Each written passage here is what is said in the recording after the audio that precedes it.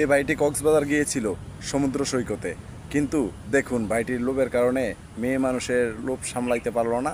মেয়ে মানুষ দিয়ে নাকি ওনার মেসেজ করাতে হবে, না জেনে না বুঝে দেখুন কত বড় একটা ক্ষতির সম্মুখীন হয়েছে। আপনারা ভিডিওটা কন্টিনিউ করুন, আর ভিডিওটা যদি ভালো লাগে অবশ্যই লাইক কমেন্ট শেয়ার করে পাশে থাকবেন, অন্যদেরকে দেখার সুযোগ করে দেবেন যাতে অন্যরা দেখে সচেতন হতে পারে। ধন্যবাদ। ভাইয়া আপনার কি মাসাজ লাগবে?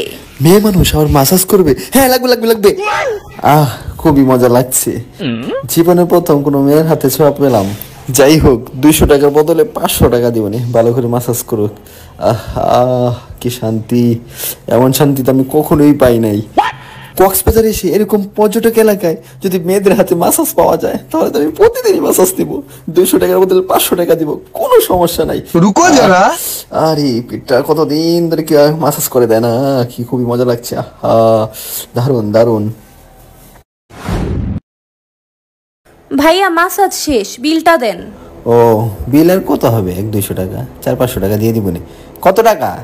বেশি না ভাইয়া, মাত্র 5000 টাকা।